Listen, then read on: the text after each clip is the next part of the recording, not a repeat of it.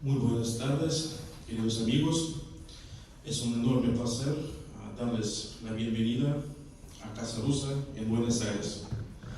Hoy tenemos el gran honor de contar con la presencia de la doctora en Historia de la Universidad de la Amistad de los Pueblos, RUDEM por sus siglas en inglés, y la Universidad de las Islas Baleares, España, Irina Veselova. Doctor Veselova se encuentra en Argentina con una visita de carácter académico e investigador. Y nosotros aprovechamos la ocasión de invitarla a la Casa de Rusia para dar esta charla cultural científica sobre el fenómeno de la nostalgia de la URSS en Rusia contemporánea. Sabemos que este tema ha despertado mucho interés entre ustedes. Cabe destacar que el fortalecimiento de los lazos científicos y académicos entre Rusia y Argentina es una de las misiones principales de la Casa Rusa en Buenos Aires.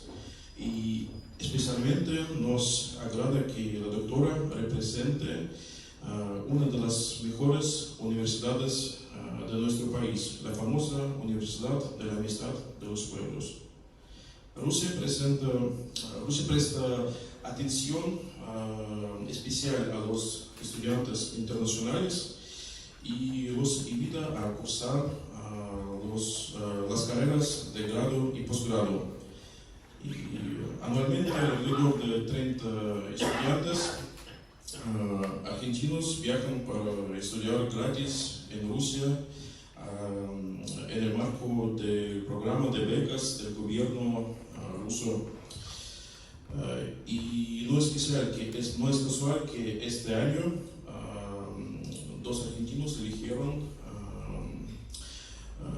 estudiar en la Universidad de la Amistad de los Pueblos, que tiene una larga historia y gran experiencia en formación de estudiantes extranjeros.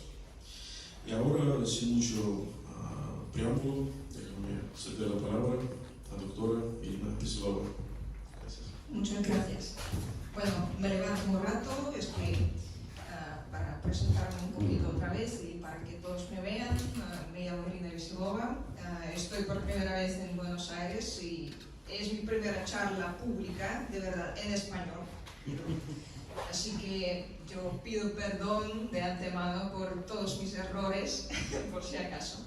Bueno, pero pues yo hice la carrera académica en historia, soy historiadora, y antes escribía mucho sobre la historiografía mexicana, defendí mi tesis doctoral en 2018 sobre uno de los historiadores mexicanos, Francisco Javier Pajero, pero hace un año yo decidí cambiar un poquito la dirección y ahora tengo mucho interés en la historia pública. Tenemos historiadores aquí, ¿no? Sí, un poquito. Entonces, historiadores, ¿podéis explicar cuál es la diferencia entre historia académica e historia pública? ¿O no existe ninguna diferencia, no? ¿Cómo os parece? Публичная история, historia pública, public history, o historia académica, ¿no? ¿No os suena? Bueno, entonces yo les explico un poquito. Es que yo quiero que hoy mantengamos un diálogo un poco. Pues la historia pública es una dirección específica del conocimiento que apareció en los años 70 en los Estados Unidos como un intento de salir del aula para el conocimiento histórico. Y tiene la naturaleza dual porque es tanto una área de investigación que estudia las formas de representación del pasado como un campo de actividad aplicada para crear tales representaciones. Y es una dirección interdisciplinar que acude a los métodos de varios ramos de las ciencias sociales y humanas, sociología, psicología, estudios de cultura, etc. Y abarca muchos temas, y museología, patrimonio cultural, estudios de memoria, de trauma, historia digital, etc. Bueno, os doy un ejemplo muy simple sobre la historia pública. Por ejemplo, cuando entráis por primera vez en un museo histórico, ¿qué veis? Exponatos, vale. ¿Qué más? Platos rotos. Sí. En este caso, ¿veis la historia tal cual, como pasó de verdad en algún periodo de tiempo? ¿O no? Muy bien. Podemos ver la historia oficial si se trata del Museo Histórico Estatal, por ejemplo, ¿no? Pues, ¿qué hace el historiador público en este caso? Al historiador público en este caso le interesa porque vemos esa imagen y no otro tipo de imágenes. Si es posible mostrar toda la historia, no, claro que no. Siempre es una imagen artificial del pasado. ¿Sí? Una mezcla de los datos, un mosaico compuesto según los objetos del autor. Y si entráis en un museo histórico estatal, entonces con alta posibilidad veis la versión del pasado glorioso. Es normal, ¿no? Aquí en Argentina supongo también, ¿sí? Como en cada país. Por ejemplo, también nos ofrecen sus propias estrategias de representación de historia las personas que son responsables por el museo, en este caso. Y los historiadores públicos se hacen preguntas. ¿Qué historia interesa a la gente? ¿Cómo perciben la historia las personas que no tienen nada que ver con la carrera histórica, por ejemplo? ¿O por qué los políticos recurren a la historia cuando hablan de la actualidad? Por eso la parte importante del trabajo del historiador público es el diálogo. Y hoy os propongo reflexionar un poco, porque siempre volvemos a pensar en el pasado y cómo lo representamos con el tiempo y cómo influye en este proceso la nostalgia. Os trataré de dar los datos que analizaremos juntos. A lo mejor podréis añadir algo a mis conclusiones. El tema está presentado aquí, ¿sí? El fenómeno de la nostalgia de la URSS en la Rusia contemporánea. Perdón por diapositivas borrosas. Pues,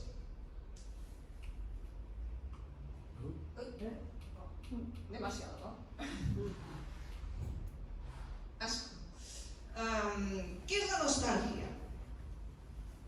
¿Cómo podéis definir la nostalgia? ¿Qué es? Añoranza por un pasado mejor que el presente. Sí, sí, muy bien, sí. En plan teórico nos ayuda el concepto de una investigadora rusa, filóloga y antropóloga, cuyo nombre es Svetlana Boym. En 1981 ella emigró a los Estados Unidos y trabajó en la Universidad de Boston. Y su libro más famoso se llama El futuro de la nostalgia. Y ella da una buena definición de esa noción. Que el concepto de nostalgia proviene de dos raíces griegas. Nostos y algia, sí, que literalmente significan anhelo por casa. A menudo es un anhelo por un hogar metafórico que ya no existe o quizá nunca existió. Es una utopía dirigida no hacia el futuro, sino hacia el pasado. Y la nostalgia no siempre es retrospectiva, simplemente puede referirse a otros espacios, otros tiempos. La nostalgia es un intento de hacer retroceder el tiempo, superar la irreversibilidad de su curso, de convertir el tiempo histórico en un espacio mitológico. Y voy a aplicar ese concepto hablando de la nostalgia por la URSS. Un poco de estadística, ¿no? La nostalgia por lo soviético es característica de todos los estratos de la sociedad rusa contemporánea. ¿Qué podemos ver en este gráfico? A ver, se ven los datos, ¿no? Las fechas no se ven. Ahora os digo de qué año.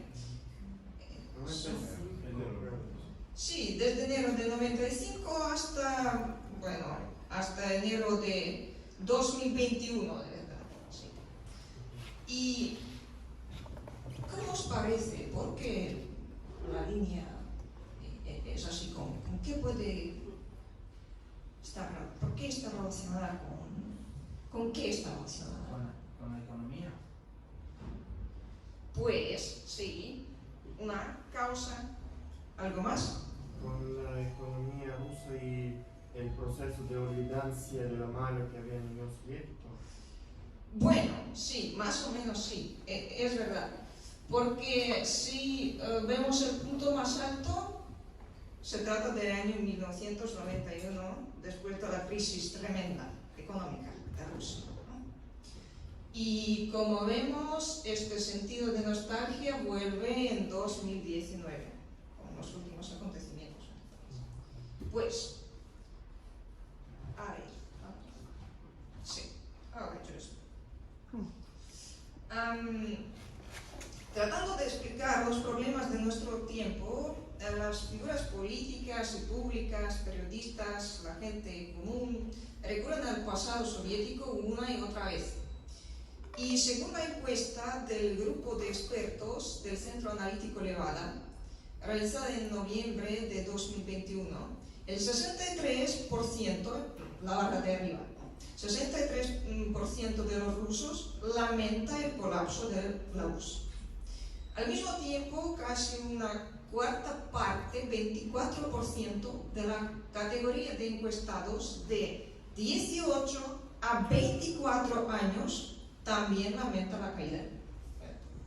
La segunda barra, 24% de los jóvenes que nunca habían vivido en la URSS. ¿Cuáles son las razones de lamentar? Pues, las respuestas más populares: destrucción del espacio económico unido, pérdida de la sensación de pertenencia a una gran potencia, aumento de la desconfianza mutua, la amargura, la pérdida de lazos con familiares y amigos, y pérdida de la sensación de que estas son como en casa o en cualquier lugar, en cualquier parte del país.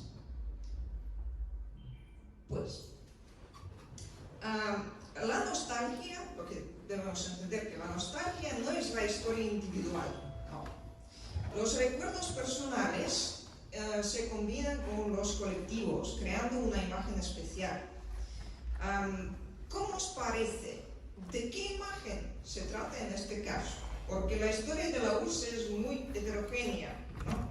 Podemos dividirla en las décadas o, por ejemplo, según los periodos de cuando gobernaron varios secretarios del Partido Comunista, y la época de Lenin, de Stalin, de Khrushchev, de Brezhnev, de Gorbachev. ¿Cómo os parece? ¿Con qué periodo relacionada esa nostalgia? Antes de los 80, supongo. Los 70 más o menos. Los 70, ¿qué más? La época de Brezhnev y la posguerra. Vale. Del 80 al 84, 80, principios de los 80, ¿no? La época de Gorbachev. Antes de la época de Gorbachev. Bueno, es verdad. Se trata de una imagen colectiva de los largos 70. Se llama así. Es el periodo de 1968 a 1982, y la época de Brezhnev. Lo que antes en la historiografía normalmente llamaban estancamiento brezhneviano, estancamiento de Brezhnev, a pesar de que el término estancamiento ya se considera como un cliché ideológico, porque los procesos de aquella época nos dan un cuadro muy complicado. ¿Por qué he usado el término imagen colectiva en este caso? Es muy importante. os acordáis del primer ejemplo que he dado sobre el museo histórico. Pues la imagen de la época creada por la memoria colectiva parece una exposición histórica, llena de objetos que pueden pertenecer a varios periodos y situaciones, pero forman una imagen colectiva común y atractiva para varias generaciones. Pero la base de esa nostalgia es la imagen de la época de los largos 70. ¿Por qué los 70?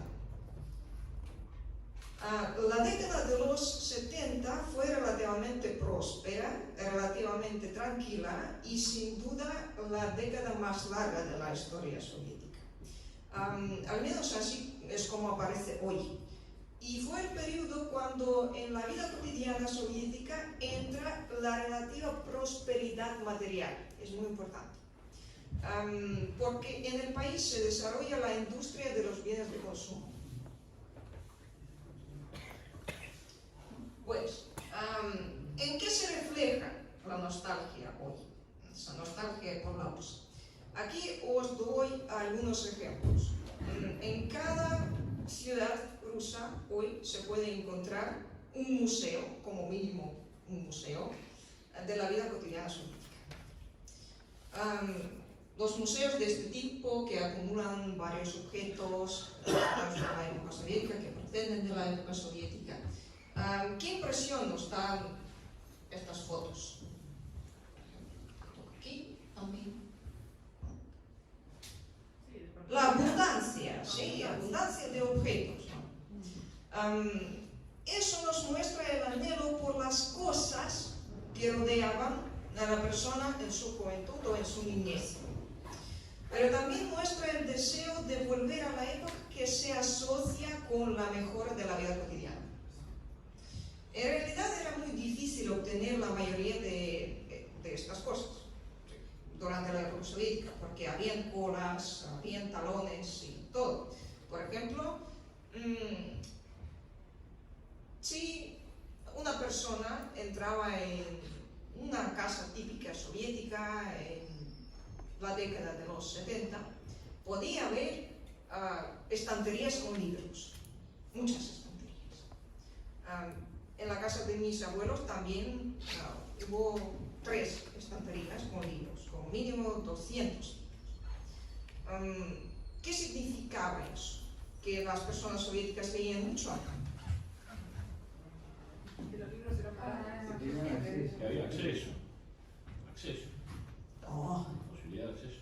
Fue muy difícil obtener las colecciones de libros, porque trataban de obtener las colecciones de los clásicos, de Dumas, sobre todo de los escritores extranjeros, y había colas para esperar una nueva edición, por ejemplo. Eso no significaba que leían mucho. Por ejemplo, mi abuelo, no sé, durante su vida leyó solo 5 libros de toda su colección.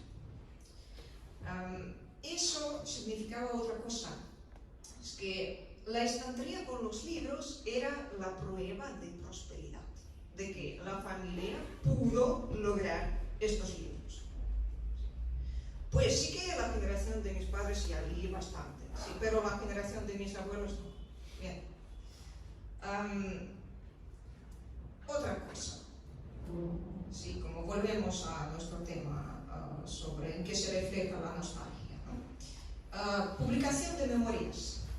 Por ejemplo, yo os doy un trocito de un relato del escritor ruso contemporáneo. Su seudónimo es Shimon Vrochek, de verdad, su nombre Dmitry Ovchinnikov, nacido en Unkur, es una pequeña ciudad cerca de Perm y en Urales. Él publicó la serie de relatos que se llama Mi infancia soviética.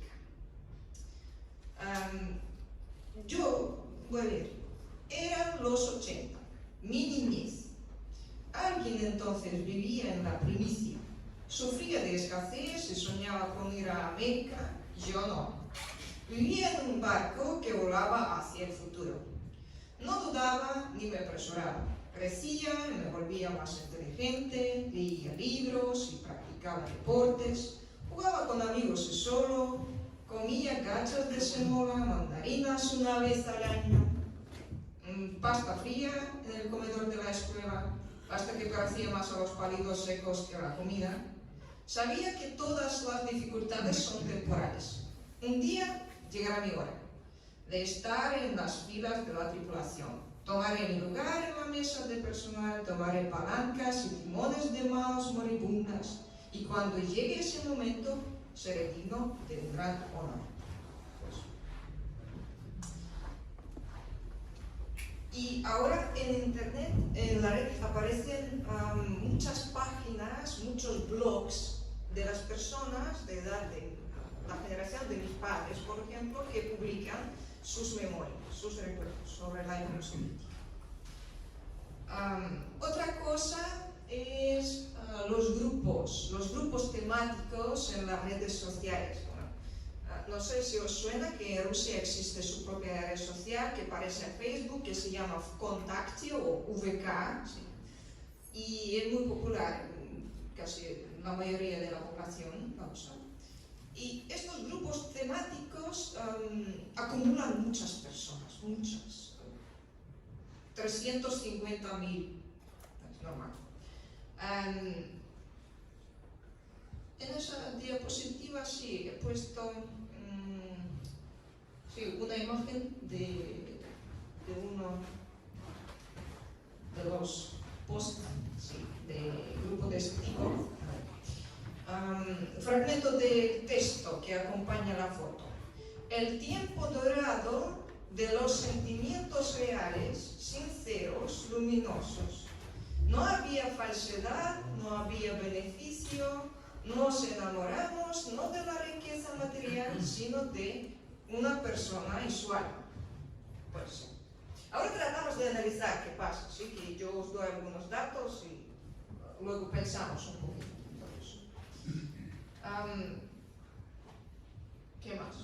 Otro ejemplo. Perdón, ¿qué ha pasado?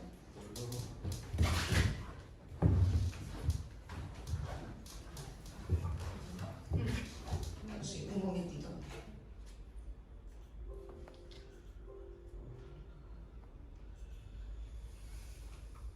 Gracias. Sí. Otra foto también, otra imagen sí.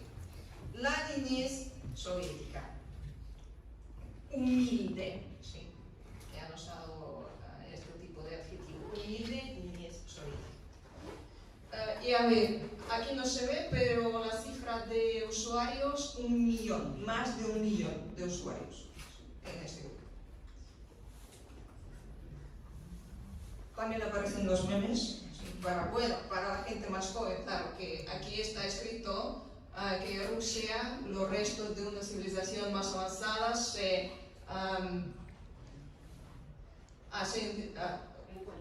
encuentran cada vez más. Sí, pues. Un mosaico soviético con 2 cosmonautas. A veces estas cosas llegan al punto extremo, porque hay un grupo social que se llama Ciudadanos de la URSS. Sí, son personas que creen que la caída soviética, que no pasó, la caída soviética, mejor decir, sí, que sigue existiendo y quieren vivir en este país. Este grupo de personas que se consideran como ciudadanos de la URSS proclaman sus propias leyes, o sea, guardan los antiguos pasaportes soviéticos, ¿sí? Tratan de imitar las reuniones de Komsomol y todo eso. Bueno, ya es como una imitación, ¿no?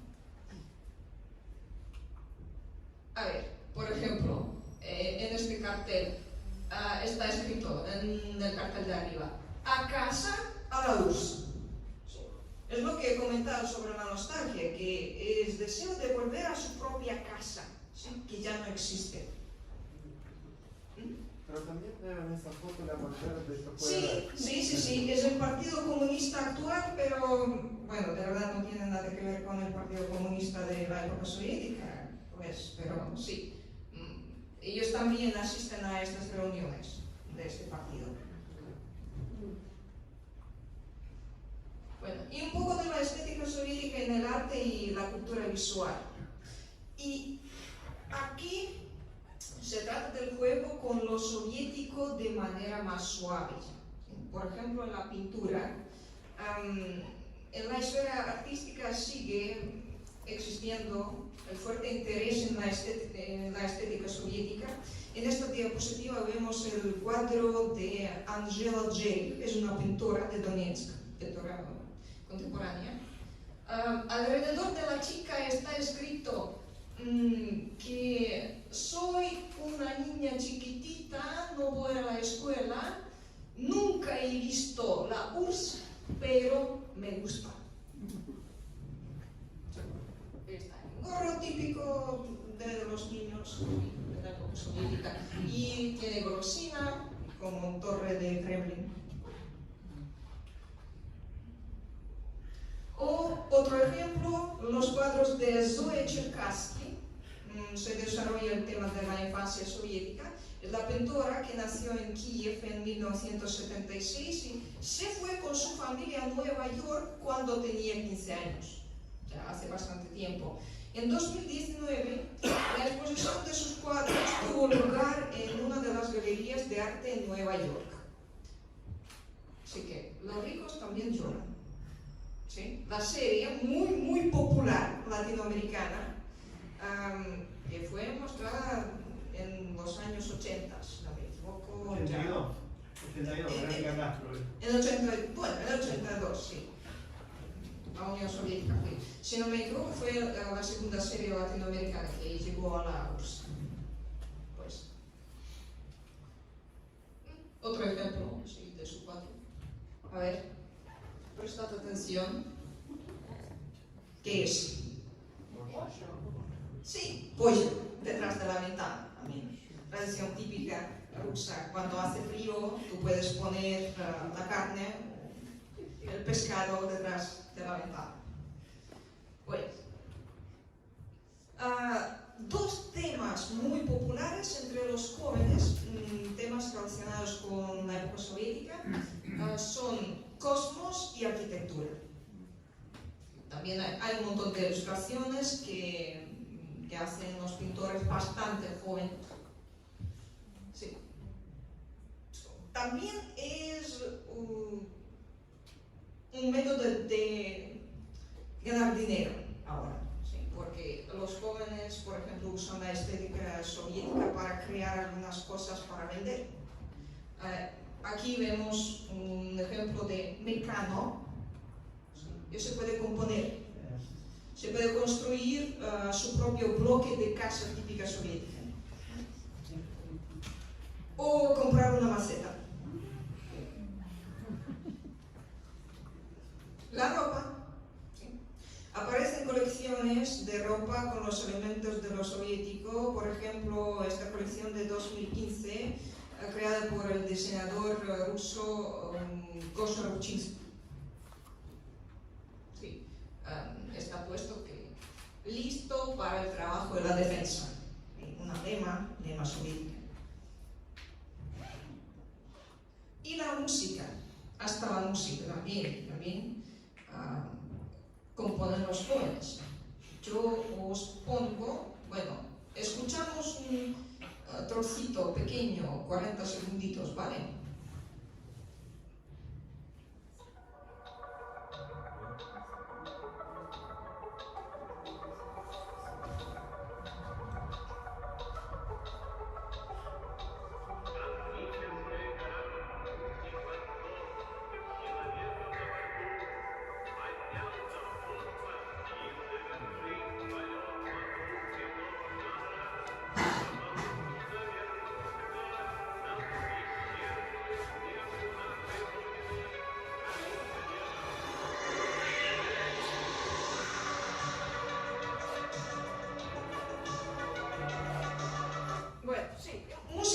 electrónica, sí, pero usando los sintetizadores con este sonido típico de los 70. A ver, seguimos, porque he empezado a hablar sobre el interés de los jóvenes. Sí. Sí, las canciones eran modernas a las soviéticas o soviéticas. No, modernas. Este ejemplo fue de 2014. Un grupo Mayak, sí se llama Mayak. Son los chicos de hardcore. Sí, y como he empezado a hablar sobre los jóvenes, es un interés por la estética soviética, entonces, ¿por qué existe entre los jóvenes en realidad la nostalgia por la Unión? En 2015, el periódico The Village hizo una pequeña encuesta entre las personas jóvenes interesadas en la URSS. Ahora, ojo, vamos a analizar las respuestas. Un chico, Kirill, de 15 años, yo voy a leer, ¿sí? Porque está un poco borrado. Pues, para mí, la URSS es un país creado por la gente. La gente se sentía a gusto allí. Para la gente, lo principal era que pudieran obtener una educación gratuita, que hubiera un trabajo y la vida fuera buena. Mis abuelos entendían perfectamente que podían contar con el futuro. Medicina era gratis y el Estado siempre ayudaba, y si les preguntas, te dirán que era mejor bajo el dominio soviético. Pues, la primera respuesta. Georgi, de 22 años. Me inspira la idea de la cohesión de esa sociedad.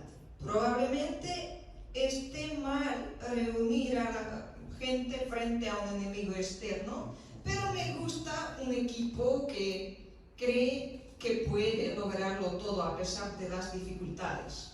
Para mis familiares, el tiempo soviético, como todos los demás, como para todos los demás, está asociado a recuerdos brillantes de niños, por ejemplo, campamentos de pioneros, cómo se divertían todos allí, descansaban. La abuela y el abuelo son, tienen, ¿qué puestos son iguales? Bueno, lo mismo. A mi bisabuela en la Ucrania soviética, por ejemplo, le enseñaron a leer y escribir gratis, nos dieron un apartamento normalmente gratis. No significa esto que el Estado se preocupaba por ti. Y la última, Igor, de 24 años. Me atrae el cuidado del Estado soviético. De hecho, una persona soviética cuando nació fue tomada de la mano y conducida hasta su muerte. Y me gusta.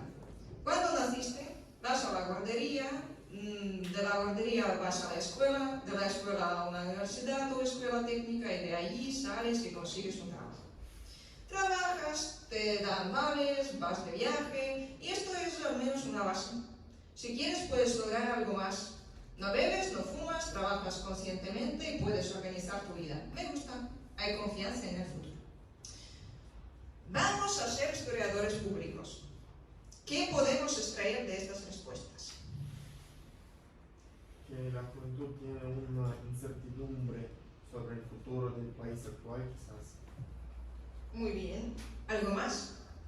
Que idealiza mucho el pasado y los cuentos de los abuelos sobre un Unión Soviético perfecto, entre comillas, les cambia la derrota política y los hace pensar, idealizar el pasado soviético. Sí, estos cuentos influyen en los jóvenes de hoy también, ¿no? Es importante. Hay una memoria muy viva por parte de los padres. No puedo dejar de pensar en la película Bailen, por ejemplo. Sí, yo voy a mencionarla. Sí, sí, está bien, buen ejemplo. Para hacer spoiler. Sí, un poco después. Como que tienen más seguridad, o sea, buscan seguridad. Sí, buscan seguridad. Muy bien. ¿No será que ven qué es lo que es Occidente, la actitud de Occidente y comparan que estaba mucho mejor? El problema es que la imagen de Occidente y el Occidente real son cosas diferentes. ¿Sí? Hay que ir y ver con sus propios ojos siempre, y de verdad pocas personas en Rusia viajan, ¿no?, al extranjero. Solo 25, como máximo 30% de la población rusa tiene pasaporte extranjero para viajar. ¿Sí? Están los jóvenes, y los jóvenes no tienen tanto dinero para viajar.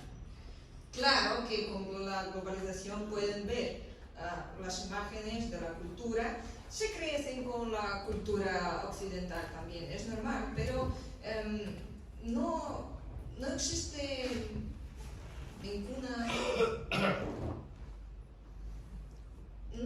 ningún problema en este plan de tener la sensación de que la época soviética era algo especial, ¿sí?, como un siglo de oro. Entonces la cultura occidental no influye tanto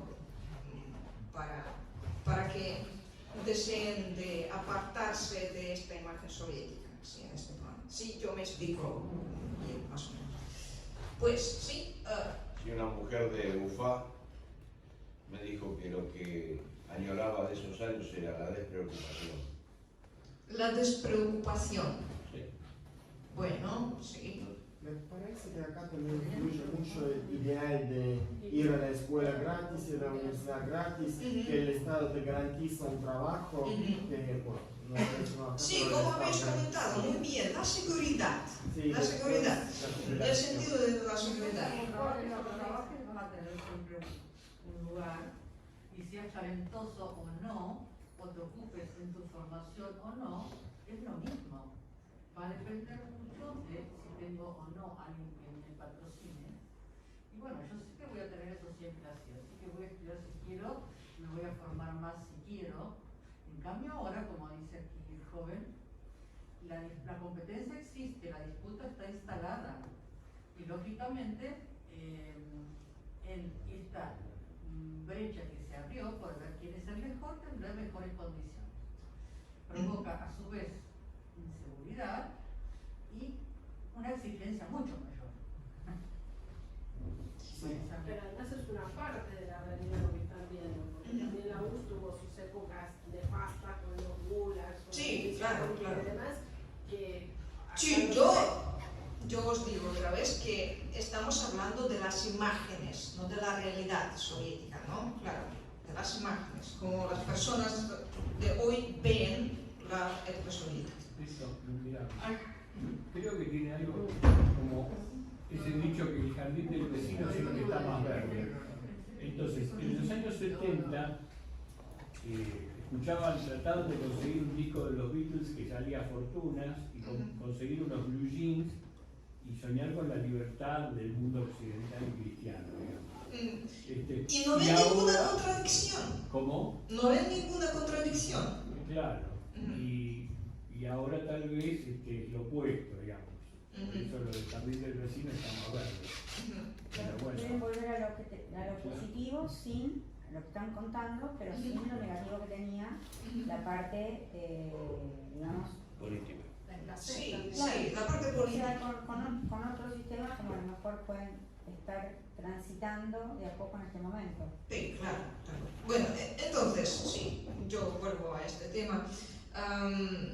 La memoria colectiva sobre la URSS se forma con los cuentos de las generaciones mayores, como habéis notado, ¿sí? Los padres, los abuelos.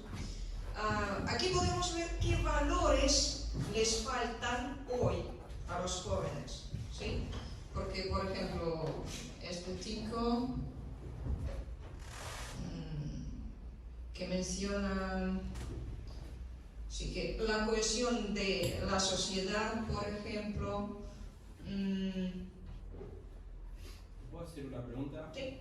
¿No puede ser también que la nostalgia sea como mirar al pasado para encontrar valores y la identidad y una idiosincrasia que tal vez el tiempo moderno ha perdido, y que sea como una forma de autopreservarse en la sociedad?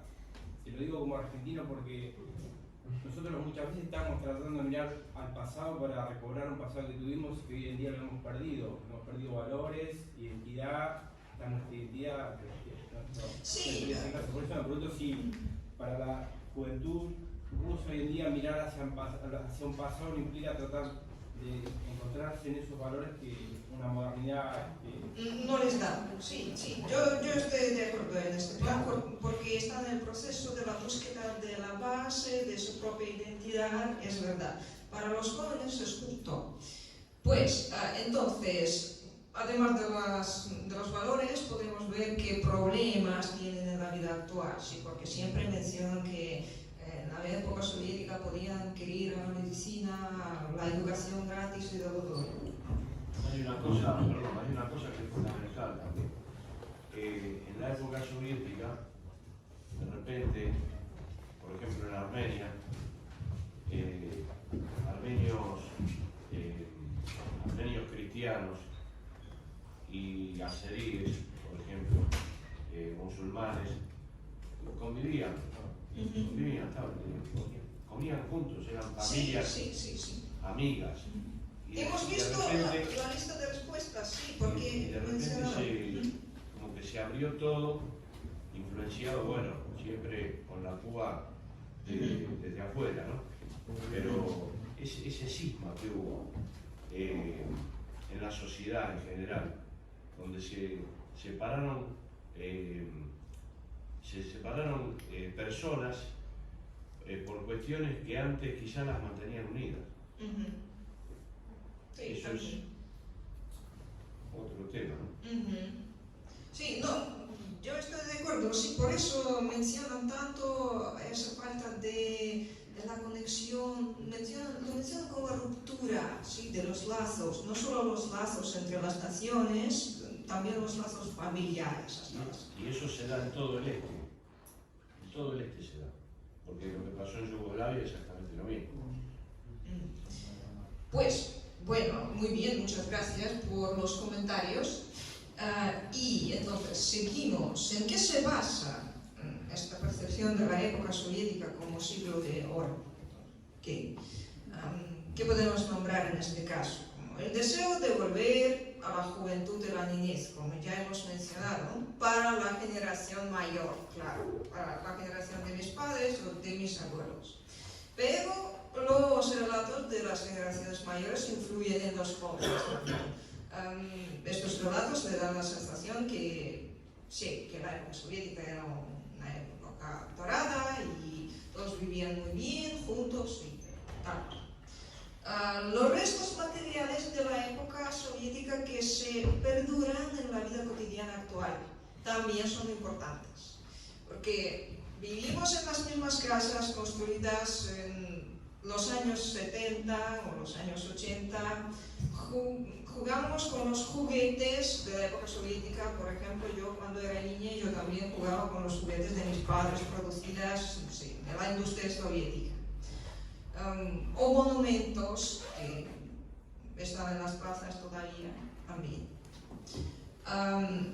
El tercer punto que yo puedo destacar aquí es el deseo de la estabilidad y el orden en la situación actual. Es muy importante, porque, como menciona Svetlana Boym, la nostalgia busca en el pasado esa estabilidad que no está presente en el presente. Y ahora añora los dialectos perdidos, o el pasado lento de tiempo también, pero la nostalgia crea un refugio psicológico para la gente. Y si no podemos resolver nuestros problemas actuales, preferimos soñar con el mundo mejor que, como nos parece, habíamos vivido. ¿Sí? Si vivimos aquella época, entonces. Porque el pasado soviético da esta sensación de estabilidad. Y en la URSS existían claras reglas de juego, ¿sí? Entre comillas. También es muy importante, porque un ciudadano soviético sabía las estrictas normas de conducta. La gente entendía que algunas de estas normas eran tontas, claro, porque pero al convertirse en un ritual daban la sensación de seguridad. De eso proviene uno de los mayores problemas de la sociedad rusa hoy. Esta incapacidad de asumir la responsabilidad personal planteada por el sistema soviético hace que los ciudadanos rusos confíen en una mano dura. Cuarto punto, la reproducción de las formas sociales desde arriba. También es típico. Hasta cierto punto, estos sentimientos también están alimentados por la política actual, que se basa en la independencia de Occidente, la crítica de las ideas liberales, la unidad, el patriotismo, el respeto por la historia del Estado y sus héroes. Y en sus esfuerzos de restauración y estabilización, las autoridades actuales y sus ideólogos a menudo tienen que apoyarse inevitablemente en el recurso simbólico de los años 70. Y el último punto es la ausencia del concepto del futuro. Porque la URSS ofrecía a sus ciudadanos el concepto de comunismo como el objetivo que el pueblo tenía que lograr algún día en el discurso oficial. Ya a pesar de que para los años 60 ya estaba claro que era un proyecto completamente utópico, la idea del camino común seguía existiendo, ¿sí? hasta la caída de la Unión Soviética. Y esta ausencia de la imagen del futuro nos hace volver cada vez al pasado. Como no tenemos el proyecto del futuro. En este punto volvemos un poco a la teoría, ¿no? Existen dos tipos de nostalgia, la que reconstruye y la que reflexiona. Yo voy a comentar un poquito. Ha desaparecido todo. Bueno, ahora van a lembrar, yo mientras voy a comentar estos dos tipos de nostalgia. La nostalgia es el dolor causado por una brecha temporal, muy importante, por la inquietud. Y su versión restauradora cura ambos síntomas. La suspensión temporal se cura volviendo a poner en disposición el objeto deseado. La falta de raíces se compensa con el regreso al hogar. Y preferentemente a un hogar colectivo común, también es importante. Desde el punto de vista restaurativo, el pasado es valioso para el presente. No es duración y extensión, sino algo así como una imagen total. Además, el pasado no debe mostrar signos de decadencia.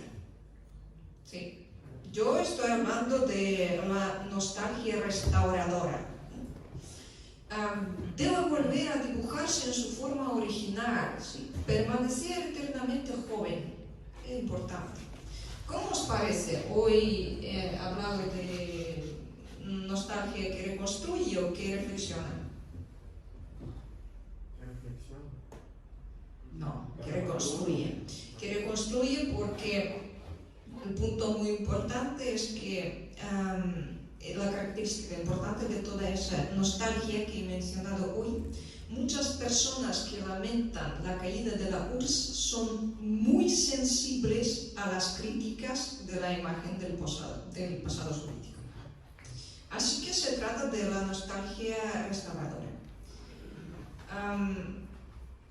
La reflexión presupone la adquisición de una nueva flexibilidad, perspectivismo, ¿sí? No la restauración del antiguo equilibrio.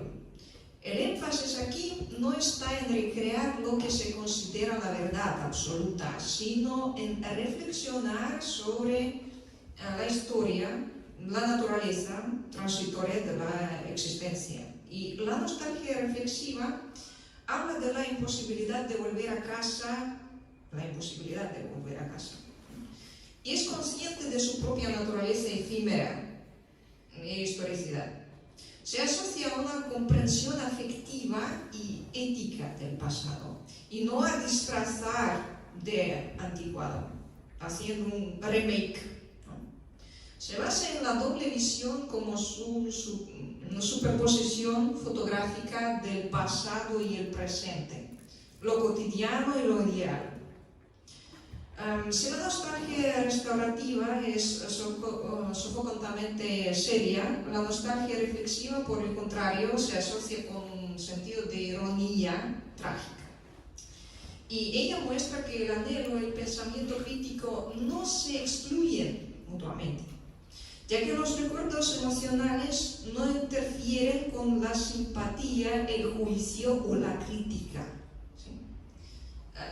Es la diferencia entre la nostalgia que reflexiona y la nostalgia que reconstruye. Un buen ejemplo de... Perdón, sí, la diapositiva necesaria.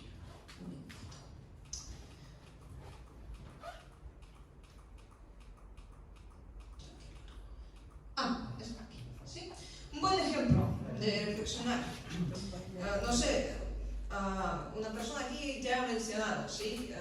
Esta película, no sé si habéis visto, ¿alguien más ha visto? Sí, muy bien, muy bien. No, yo os recomiendo a todos. Esta película, Goodbye Lenin, es una película alemana de 2003 dirigida por Wolfgang Becker. Yo voy a explicar un poquito de qué se trata en ella.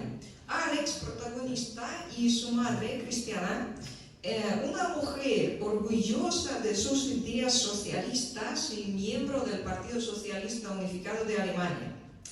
Ella admira a la política del Estado.